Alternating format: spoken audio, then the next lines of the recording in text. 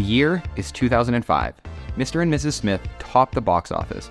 Everybody was blasting Hollaback Girl and Candy Shop on their iPods, and Guitar Hero was all the rage. You remember these times. Taylor Hicks wins American Idol, and Tom Westman is crowned the winner of Survivor Season 10. Tom Cruise jumped on Oprah's couch, and all the cool kids were dressing like this. And yet somehow, out of this chaotic time, the Nikon CoolPix was born.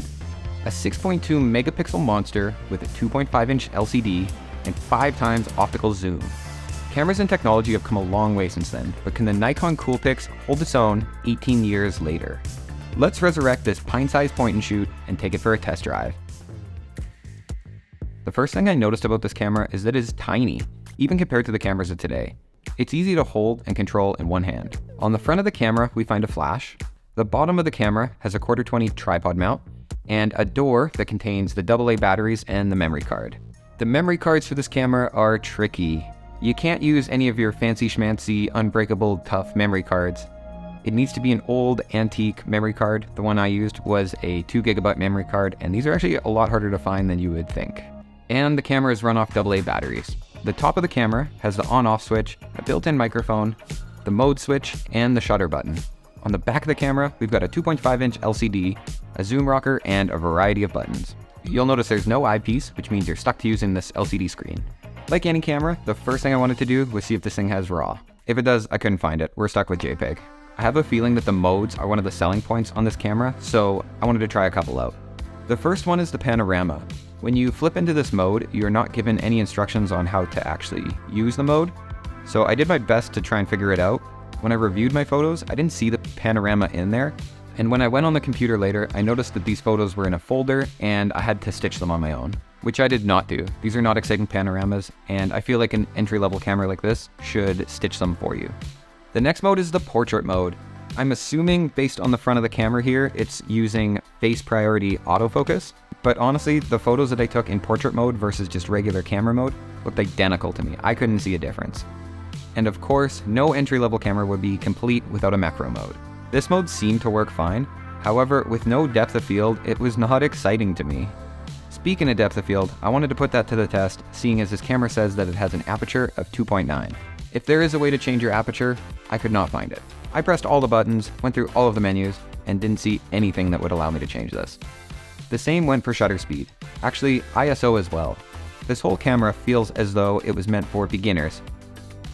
Identify the shooting situation you're in, select that mode, and snap away. I don't think this camera is geared at somebody like me, who knows all of the technical mumbo-jumbo you need to know to operate a more complicated camera. A feature included on this camera that I did enjoy was exposure compensation. Whenever a camera does have this feature, I try to use it. It helps me raise or lower the exposure, or the brightness or darkness of my image without having to deal with the settings. Taking this camera out and shooting on it was actually a lot of fun. It did feel like I was using a point-and-shoot film camera, and that was mostly because I couldn't see the LCD screen at all while I was shooting. I had to hold this camera directly in front of my face to see what I was shooting, and even then, the screen was not very bright. The screen on this thing felt like an ATM, where if you look at it from the side, the screen is just completely black. So while I was shooting, I really had no idea if these photos were in focus or what I was even framing up. I think a fair comparison of cameras like these nowadays would be an iPhone. They're about the same price, about the same size, and we usually have them with us all the time. I took the iPhone and the CoolPix out and tried to snap some side-by-side photos so we could look and see what these images look like side by side. Because we see iPhone photos so much nowadays, I think we have a good idea of how they look and feel. The Nikon photos seem to have their own sort of feel, and I would describe that as low dynamic range, soft, low contrast images, as well as warm, greenish kind of tint to the photos. There's still another switch on this camera we haven't talked about, and that's video. The resolution of the videos I shot were 640 by 480, and that's pretty small. Once again, we have very little control over the video that we shoot. And at this point, I honestly didn't care. I realized this is a point-and-shoot camera, so I shot this video without changing any settings.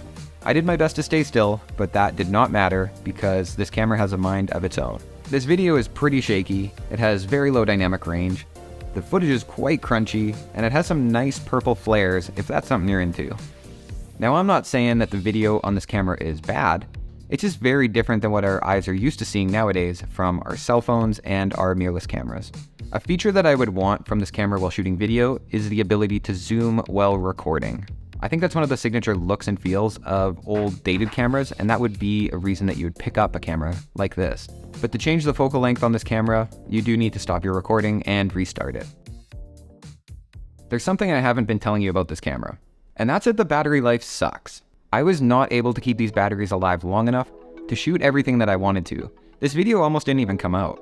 So when I first popped the batteries in this camera, I found that the battery life was maybe 10 minutes, and then I quickly realized that I'm gonna need a lot of AA's. And after that, somehow the battery life just kept shortening. There was a point I couldn't get these batteries to stay alive for longer than a couple seconds. I thought that it was maybe just a glitch on the camera that I was using, but I tried it on 3 different cameras and had the same issue on all of them. This camera is practically unusable with the battery situation. There was many times when I was shooting when it would just shut off uncontrollably. I would get the low battery warning, and maybe 5 seconds later this thing would die. There's other times where I tried to turn the camera on, and it wouldn't even get past the loading screen. I've just accepted the fact that this camera's lens is just gonna be permanently out now. This camera was lots of fun to shoot with, but it will not be staying in my camera bag. Especially nowadays when there's so many cameras that are more reliable. I love the idea of having a retro, nostalgic camera with its own set of flaws. That would be fun. I'm not opposed to it. However, this specific camera is just not reliable enough for that. The built-in modes are fun, but I really didn't see that much of a difference than just shooting in auto. The video is fun, I can definitely see myself using that, but the camera won't stay on long enough for me to even consider using this. I think it's safe to say that this camera is dead to me, like all the other 2000s trends. Thanks for watching, and if you do have a nostalgic camera that you think would be worth picking up, please let me know in the comments below, because I would love to check it out.